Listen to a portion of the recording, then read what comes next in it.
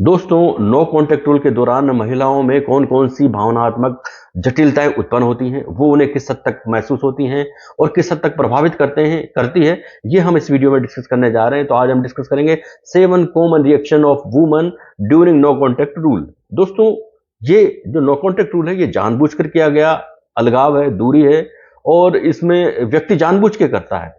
No contact rule का मतलब है कि आप नो कॉन्टैक्ट नहीं करना चाहते, तो जानबूझ के किया जाता है। इस दौरान एक महिला हो या पुरुष हो, तो हम बात महिला पर कर रहे हैं, तो एक महिला को आत्मनिरीक्षण करने का मौका मिलता है, आत्म खोज, आत्म सुधार। और इस दौरान उसमें होता क्या है, ये सब तो वो सुधार करती है, लेकिन उसमें लालसा भी बनी रहती है, पुराने संबंधों की उदासीनता आ जाती है, दुख की स्थिति आ जाती है और अनेक तरह की भावनाएं उसके मन में एक स्पेक्ट्रम के रूप में ट्रिगर बन जाती है, जो बार बार उसके मन में आती है और उसको कई तरीके से प्रभावित करती है। तो सबसे पहले ये जो 7 भावनाएं हैं, अगर इमोशन से इनकी हम बात करें तो सबसे पहले बात करेंगे दुख की।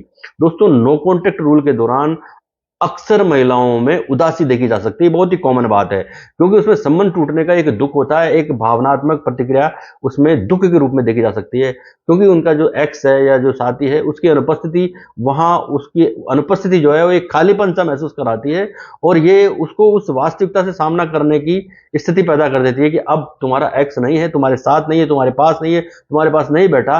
तो महिलाएं महिलाएं दुख महसूस करती है, उस दुख की स्थिति से जूझती है और इस दुख में उनको निकलना बहुत जरूरी है। एक महिला के लिए दुख की इस भावना से अपने आप को निकालना बहुत जरूरी है, तभी वो अपना व्यक्तिगत विकास कर पाएगी, भावनात्मक लचीलापन खुद में विकसित कर पाएगी। नंबर 2 पर हम बात करेंगे लालसा। दोस्तों, नो कॉन्टैक्ट रूल के दौरान महिलाओं के अनुभव में लालसा एक बहुत ही महत्वपूर्ण इमोशन है। इस लालसा में जो महिला है वो अपने एक्स के साथ बिताए गए इमोशनल जो रिलेशन है और जो सहयोग उनको उस दौरान मिलता है, वो सब उसमें कम हो जाता है। नो कॉन्टैक्ट रूल में ये सब चीज़ें नहीं होती, ना तो इमोशनल कोई प्रतिक्रिया उसको मिलती है, ना ही किसी तरह का सहयोग नहीं होता है, वो अकेली होती है और उसका और जो दूसरा यानी कि एक्स के अलावा सब लोग होते हैं, एक्स नहीं होता।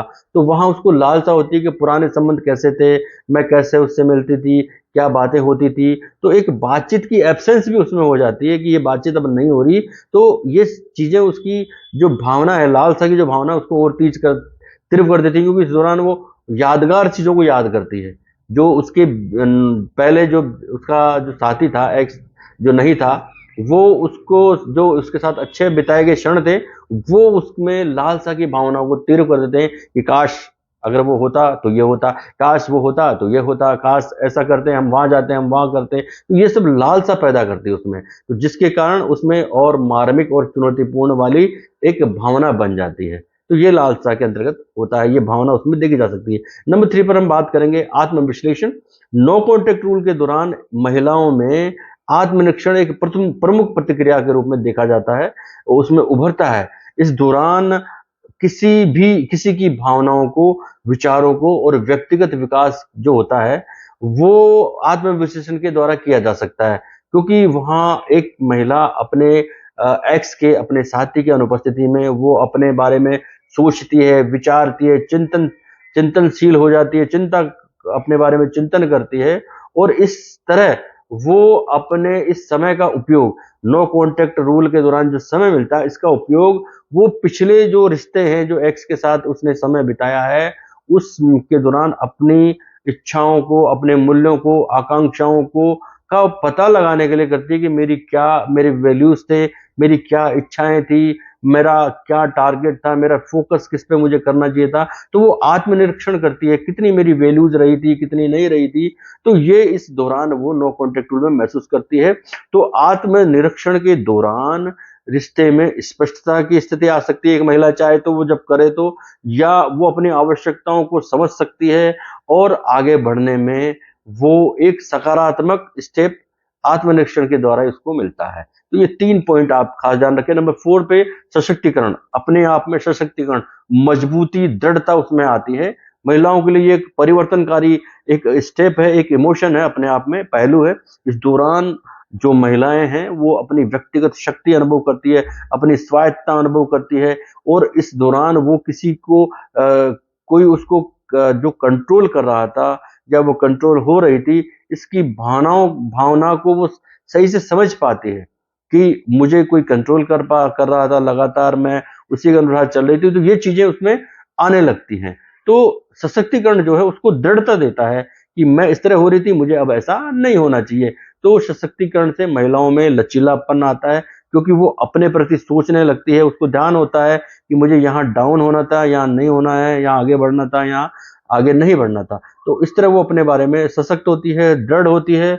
और सशक्तिकरण महिलाओं में करता क्या है, सकारात्मक जो है वो एक तरह से सकारात्मकता उसमें विकसित करता है, और भविष्य में उसके अंदर जो है सेटिस्फेक्शन पैदा करता है कि भाई अब एक आधार उसके लिए पैदा हो जाता है कि अब मुझे जो है दृढ़ रहना है, अब मुझे उस व्यक्ति से या जो भी एक्स है या जो नया है या एक्स है उससे मुझे यहाँ पर मैं डाउन नहीं होना है, यहाँ मुझे घबराना नहीं है, यहाँ मुझे उससे किसी तरह का कोई खोप नहीं रखना है, अपनी बात को अपने ढंग से रखना है। तो सशक्तिकरण की भावना उस महिला में आ जाती है। नंबर 5 पर विषाद। यहाँ एक खट्टी मीठी यादों का एक स्वरूप उसके अंतर्गत आता है, एक ताना बाना उसके अंदर बन जाता है, जिसमें महिलाएं जो है फिर से उन चीजों को याद करती हैं, नो कॉन्टेक्ट रूल के समय को याद करती है, फिर पुराने समय को याद करती है। तो उसमें विषाद की भावनाएं आती हैं, यानी वो अपने संबंध के बारे में गहनता से सोचने लगती है।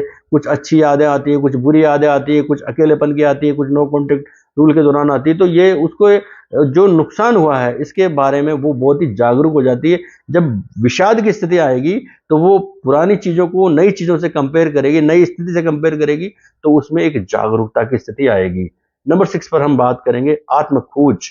दोस्तों, इस दौरान नो कॉन्टेक्ट रूल के दौरान एक महिला अपनी व्यक्तिगत पहचान यानी कि आत्म खोज, खुद की खोज करती है, व्यक्तिगत पहचान कर सकती है, रुचियों और आकांक्षाओं की खोज कर सकती है। ये बहुत अच्छा समय है। इस दौरान एक महिला में ये परिवर्तन खास होता है और यही उसको करना चाहिए, ताकि वो अपनी पहचान को समझे, अपनी रुचियों को समझे, अपनी आकांक्षाओं को समझ जाए और अपने अंदर कितनी शक्तियां उसमें छिपी है, कितनी योग्यताएं उसमें छिपी है, वो उनको समझ जाए और प्राथमिकता दे और अपने बारे में एक गहरी समझ वो हासिल कर ले।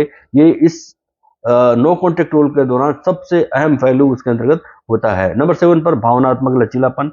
दोस्तों, इस तरह की जो इमोशंस उसमें आते हैं, इसमें ब्रेकअप से उत्पन्न स्थिति के बाद की स्थिति है ये, जहां पर वो भावनात्मक चुनौतियों को सामना करती है, सामना फेस करती है, उनमें उससे उभरने की क्षमता उसमें आती है, और वो उसमें आंतरिक शक्ति, आत्मशक्ति, या ये समझ लीजिए कि उसको आत्म आश्वासन मिलता है, ताकि वो अपने आप में एक इमोशनल फ्लेक्सिबिलिटी उसमें आती है कि मुझे कहाँ पर इमोशनल फ्लेक्सिबल होना है, कहाँ नहीं होना है। इस तरह 7 तरह की कॉमन रिएक्शंस तो एक महिला में देखी ही जा सकती है, वो महसूस करती है जब वो नो कॉन्टेक्ट रूल के दौरान होती है।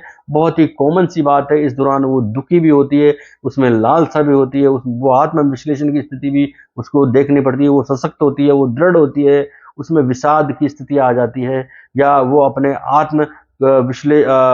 आत्म खोज करती है अपने बारे में, अपनी आत्म शक्तियां जो ध्यान ही नहीं दे रही थी, प्यार मोहब्बत में पड़ी जा रही थी, समय दिए जा रही थी, अपने रिश्ते में गंवाई जा रही थी, वो अपने बारे में कुछ सोच ही नहीं पाती, अपने करियर के बारे में नहीं सोच पाती, अपने भविष्य के बारे में नहीं सोच पाती। तो ये नो कॉन्टेक्ट रूल इनको इतना कुछ सिखाता है, सोचे कितना उनके बेनिफिशियल रहता है।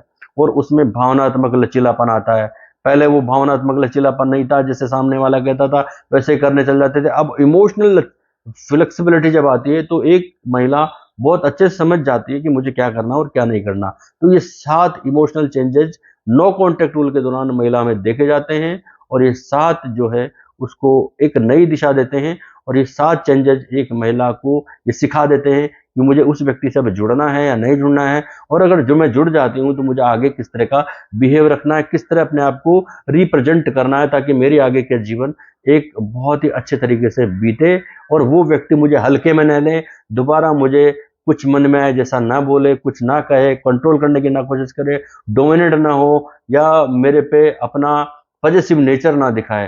तो ये सब चीजें नो कॉन्टेक्ट रूल में एक महिला बहुत अच्छे से इमोशनली महसूस करती है और सीखती है। यही इस वीडियो का सार है। इसे पूरा समझे, हर एक महिला समझे, और इसको पूरा रिपीट करके भी देख सकती है कि 7 चेंजेस कौन से हैं और वो चेंजेस उसको क्या सिखा सकते हैं। तो ये एक महिला के लिए बहुत जरूरी टॉपिक था। धन्यवाद, नमस्कार।